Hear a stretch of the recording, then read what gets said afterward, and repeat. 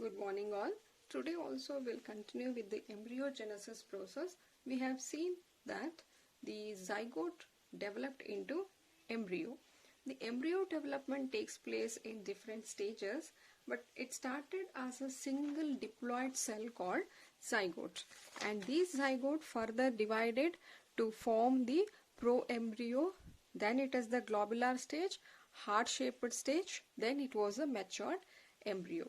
And this development which we have represented here, it is the development of dicot embryo, and that is the reason why we find two cotyledon present. And the matured dicot embryo looks this way here, because here all these extra suspensory cells will get degenerated and it is left over only with this matured dicot embryo. Dicot embryo consists of two important portions. The first one you call it as the cotyledons. See the two structure which we find here, 1 and 2. These two are called as cotyledons, and they store the reserve food materials. Since it's a dicot embryo, we find two cotyledon. And the next portion is called embryonic axis. Embryonic axis, this is a structure which is going to give rise to the root and the shoot, and this portion is called embryonic axis. And the portion which is above the cotyledon level, you call it as a epicotyl, and the portion, embryonic axis portion, which is below the cotyledon level is called as hypocotyl. Clear? Above portion is called epicotyl. The embryonic axis below the cotyledon are called as hypocotyl. The terminal part of epicotyl is, if you see here, the terminal part of the epicotyl is called plumule. Similarly, the terminal portion of hypocotyledon is called as radicle, and we know that plumule further give rises to shoot system of the plant, and the radicle will give rises to the root system of the plant, and the radicle is covered by the root cap. The root tip is covered by root cap, and this is the dicot embryo. In your NCERT it is given this way. This is a dicot embryo showing embryonic axis and two cotyledon. The upper portion here you call it as epicotyl, and the below portion you call it as hypocotyl. Hypocotyl ends with the radicle, epicotyl ends with the plumule. Clear? Next, moving on to the monocot embryo. Here the monocot embryo possesses only one cotyledon, but they do have the embryonic axis. So this is the monocot embryo development. This is the monocot embryo development. Monocot embryo development. So here also it started. It starts from the single diploid cell called zygote, and here this is the chalazial end and this is the micropylar end. Now these will divide to form two cells called apical cell and the basal cell. After this, the basal cell don't divide. It is only the apical cell which is going to divide, and it result in two cells. That is called terminal cell, and one is called middle cell. This basal cell is as such. It is this apical cell which is going to divide into two cells, resulting in the terminal and middle cell. And terminal cell give rises to cotyledon. Here it is single cotyledon. The terminal cell will give rises to cotyledon, and the middle cell is the one which is going to give rise to other parts, that is plumule, radicle, epicotyl, hypocotyl. Even the suspensory cells are formed from this middle cell, and basal cell will remain as such. Clear? If you compare here, it was the basal cell which divided to give the suspensory cell, and terminal cell formed the embryonic axis which formed other parts. Here it is 3 cell, not 2. So here terminal will give rises to cotyledon, middle will give rises to other parts, basal will remain as such. So coming to here, the basal cell don't divide, but they increase in the size and they form a bigger cell. And this middle cell is this portion has divided into many cells. Even the terminal cell is also divided to form many cells. Now the middle cell will divide more towards its right side. If you see the division here, it will divide more towards its right side, forming structures something like this. Whereas the terminal cell divide more towards its left side.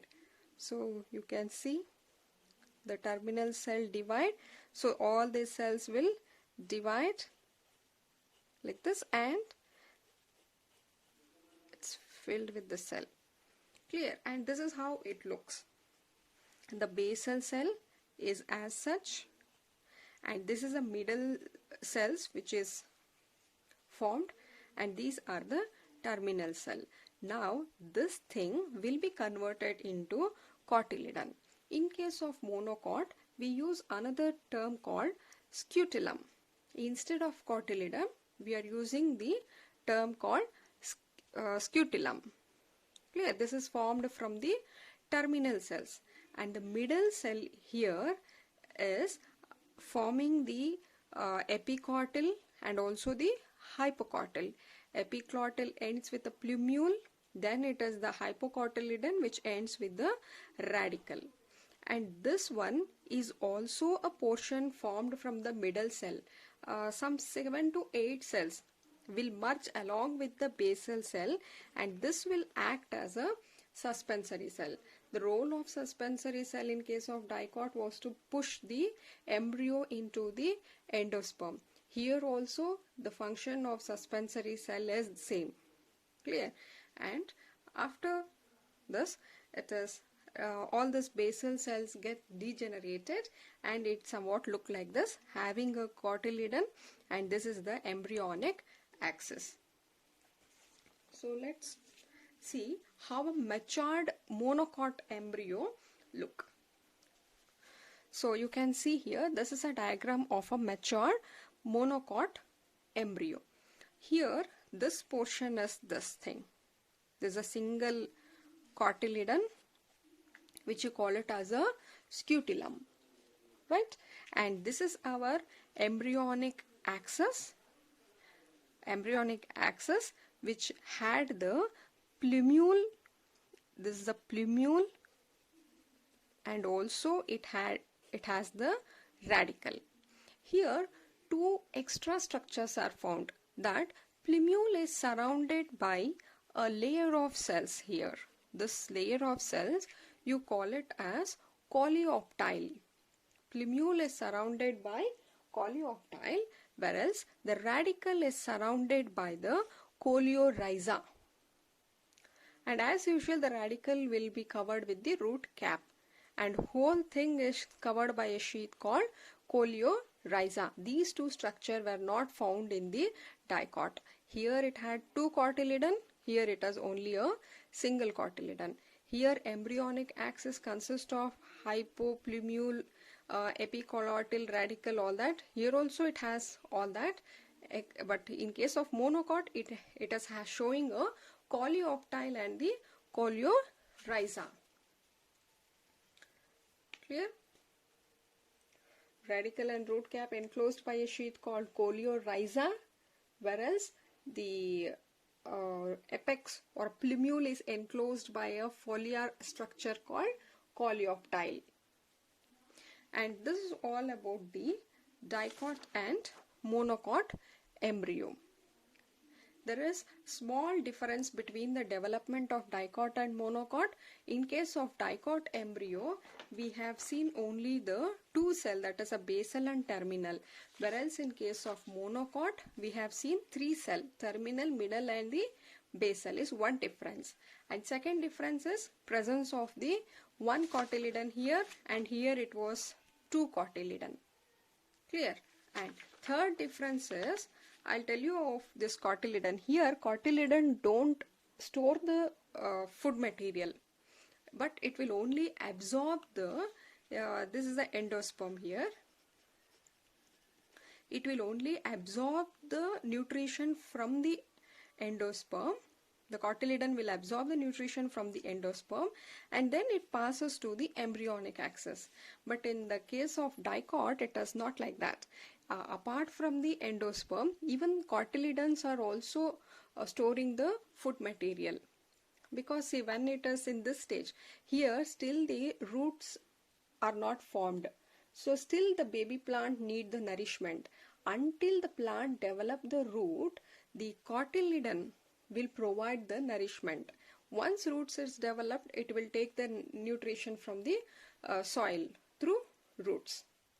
Clear? This is all about the dicot and monocot embryo. Now let's move to the seed. So in the post-fertilization event, we have now completed the endosperm formation, and also we saw that how the monocot or dicot embryo are formed from the zygote. And our next structure is that we'll see how the seeds are formed from the ovule. So it is the seeds. So after fertilization, the ovule is converted into seed. Here seed consists of seed coat, cotyledon and the embryonic axis. So if you take any seed here, see, I'll show you if it is visible.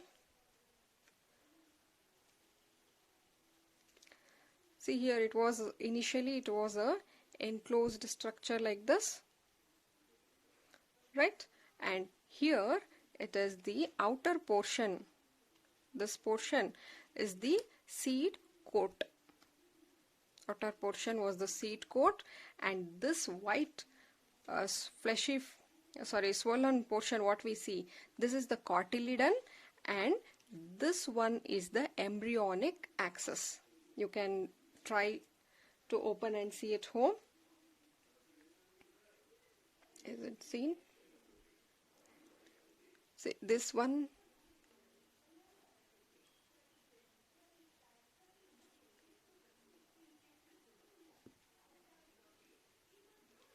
yes. So now you can see this is a seed coat, and this white portion is called cotyledon, and the small embryo we can see here, it is this one, it's a embryonic axis. So similarly here seed coat has been removed, and this is a cotyledon, and this one is the embryonic axis.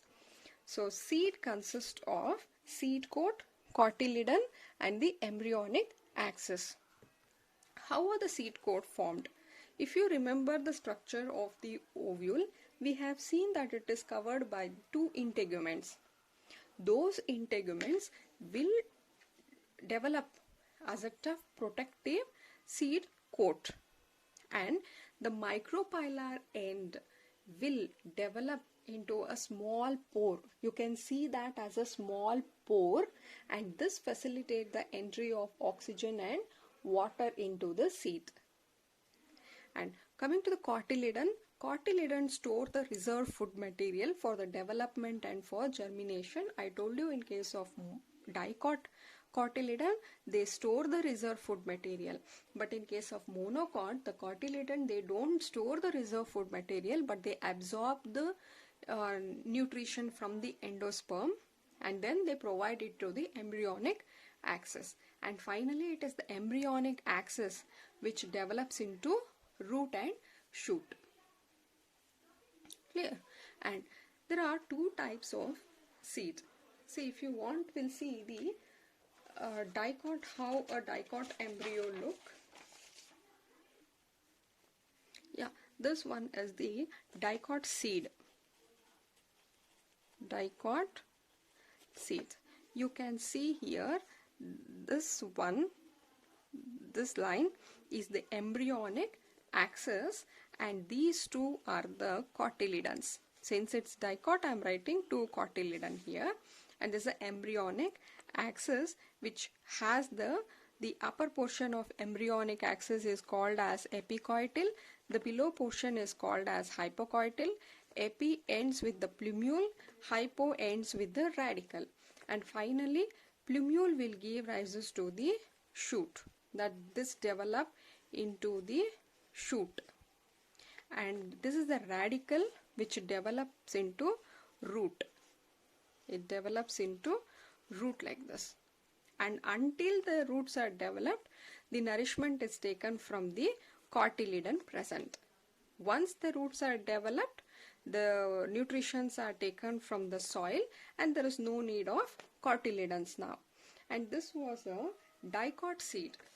In case of monocot seed, here you can see it's a monocot seed. A monocot seed has two portions.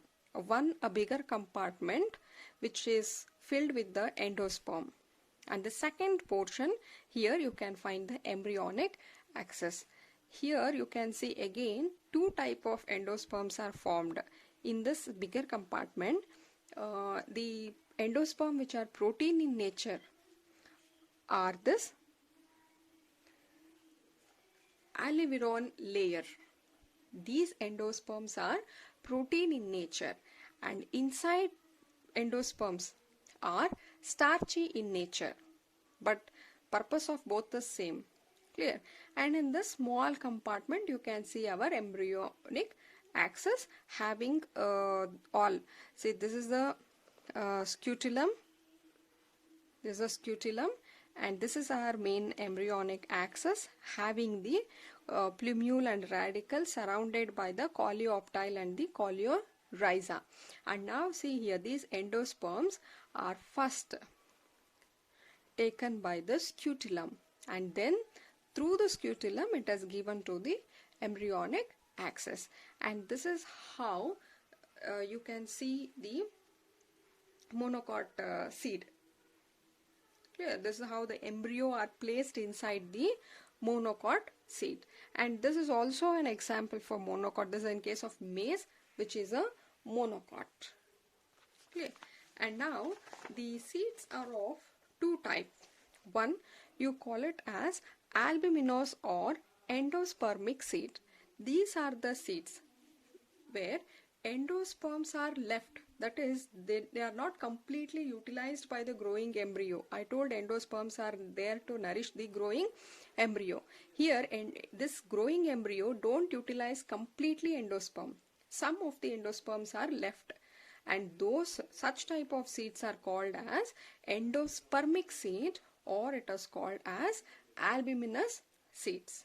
An example for these are castrol, sunflower, maize, and these two are, we know that these are the dicot, whereas maize is an example for monocot.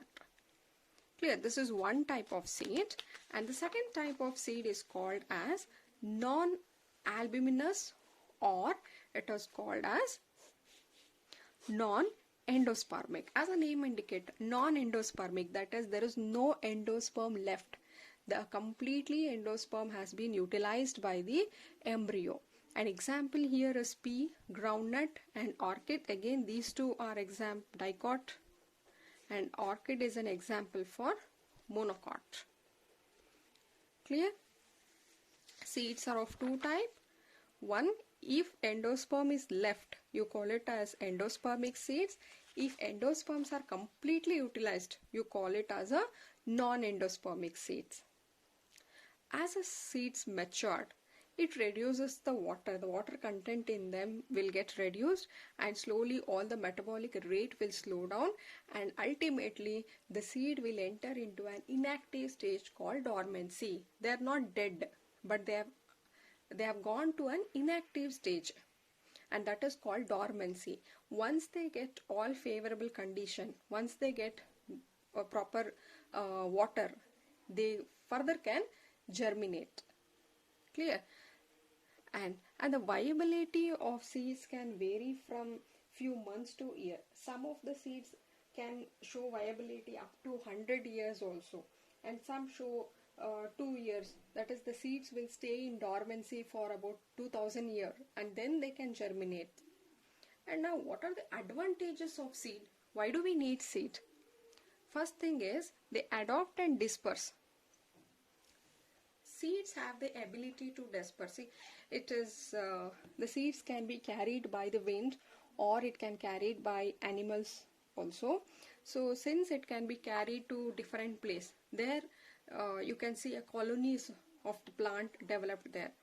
Suppose there is a seed here, these are being carried by some other agent, maybe animal or wind, and they are dropped into a different location.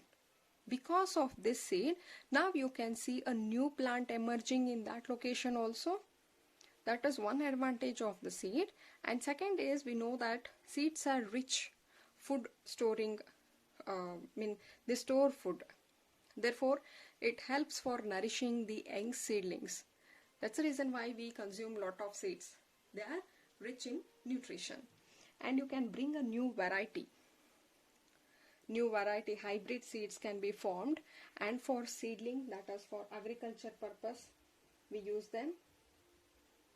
See, new variety because these seeds are resultant of sexual reproduction. Therefore, there is possibility of getting a new variety. It's not possibility, definitely we'll get a new variety since it's a resultant or a product of a sexual reproduction. So these are regarding the seed. Can revise. Seeds are formed from the ovule, and seed consists of seed coat, cotyledon and embryonic axis. And seed coat formed from the integuments of ovule, cotyledon, store food, embryonic axis give rise to root and the shoot. There are two types of seeds called albuminous or endospermic seeds, where no endosperms are, there are some part of endosperm left, or it is a non-endospermic where there is no endospermic residual left. And these are some advantages of seed. You can add anything, right? Next, let's also see what is fruit. So now we know that fruits are developed from the ovary, and the wall of the ovary will be converted into walls of the fruit, and that is called as pericarp, right? It's called pericarp. Now the fruit may be fleshy, as you can see in case of orange, or the fruit may be dry. In case of mustard and all, it's a dry. The fruit can be of both type, fleshy or it can be dry. And now fruits, we know that we have told that fruits are developed from the ovary. If it is developed from the ovary, you call such fruit as true fruit. Fruits which are developed from the ovary are called true fruit. Majority of the fruits are developed from the ovary only. Whereas in rare cases, the thalamus, if you remember, this was the thalamus portion on which other floral orals were arranged, right? This was the thalamus portion on which other flower orals were arranged. Sometime this thalamus portion will contribute in fruit formation. Thalamus will develop into the fruit. If you have seen in case of the cashew, see, the thalamus will develop into fruit. On that you find like this. If the fruits are developed from the thalamus or any other part of the flower, then you call it as a false fruit. And these are all example. That's a apple, cashew, strawberry are example for false fruit. And the third one is called parthenocarpic fruit, and it is important. So fruits developed without fertilization. We know that all these are the product after fertilization. Those fruits which are formed without fertilization, they might ask you what is parthenocarpic fruit, where you are supposed to write fruits developed without fertilization are called parthenocarpic fruit. In general we say them as a seedless fruit.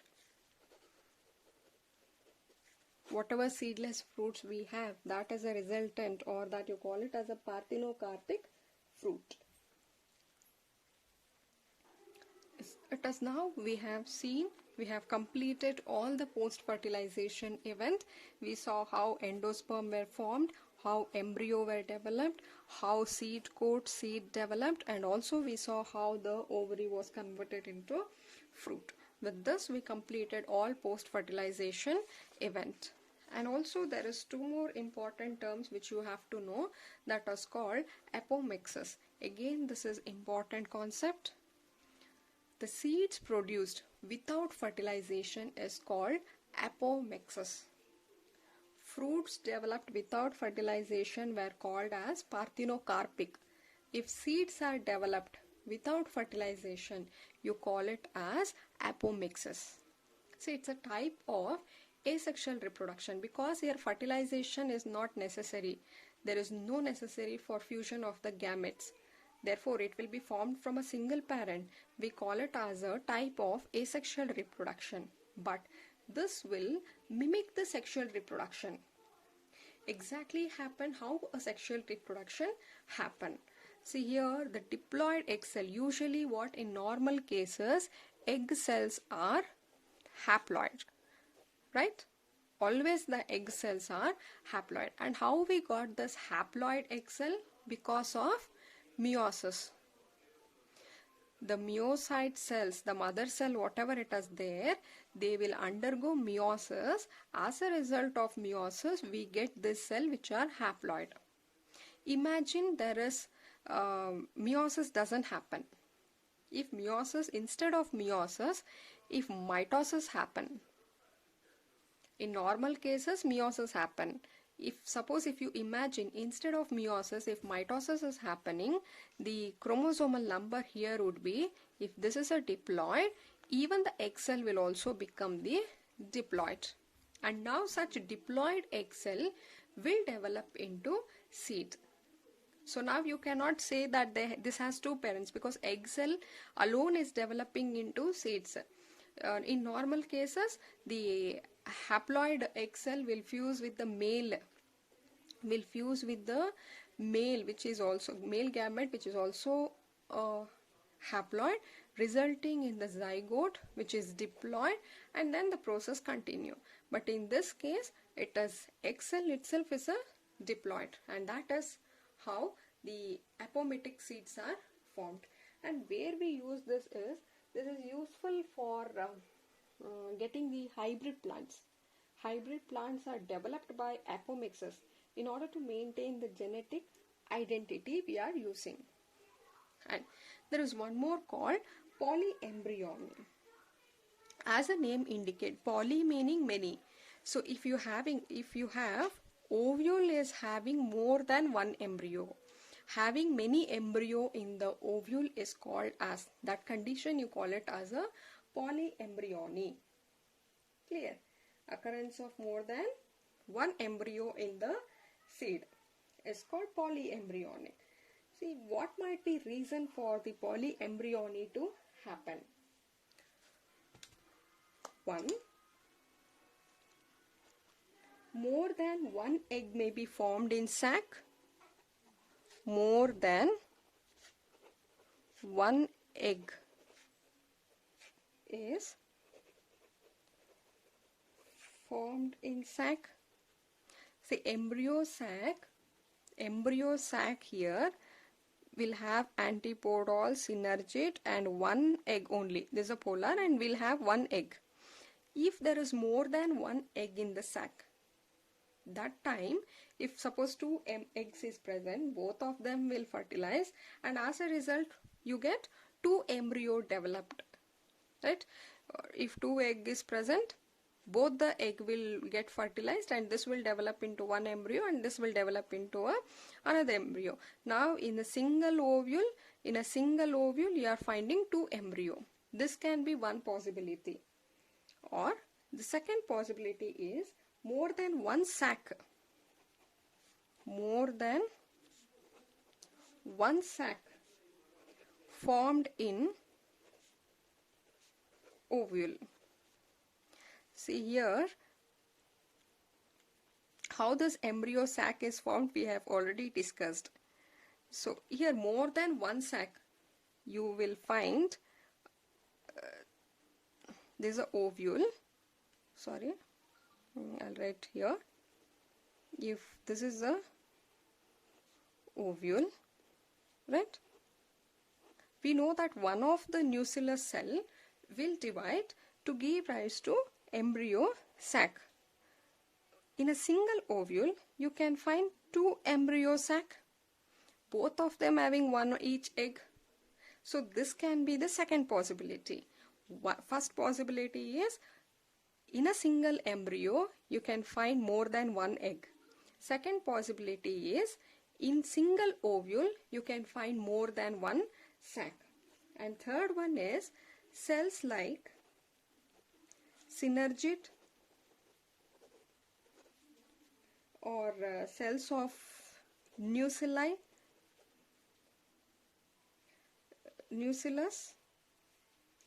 develop into embryo.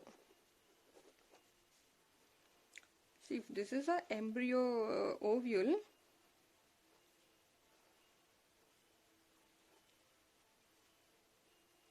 here is our nucleus cell, right? We know that out of so many nucleus cell, one will develop into embryo sac. There is possibility that one more cells of this nucleus can be pushed into this embryo sac and it also get developed, right? Or the synergid cell which was present in the embryo cell, these can develop into embryo. See, these are all not normal cases. Normally, whatever we have discussed, that is double fertilization, will happen in case of angiosperm. And these are the polyembryonic, where you can find more than one embryo in an ovule, and these are some of the possible reason for formation of more than one embryo in a ovule. Clear? With this, we will complete the chapter 2, that is sexual reproduction in flowering plants. Yes, that is pre-fertilization. Under pre-fertilization, we have studied gametogenesis and gamete transfer, that is pollination happening, and then it was a pollen pistil interaction and pollens got germinated on the stigma and the two male gametes reached the embryo sac and fusion, that is fertilization happened. After fertilization, these are all the events. Clear? Embryo, endosperm, embryo, seed, fruit, all this developed, and also the petal sepals will fall off. Yeah, just go through everything once again and come back if you have any doubts. Again, we have completed this chapter and we'll take up a new chapter in the next session. Yes, thank you all.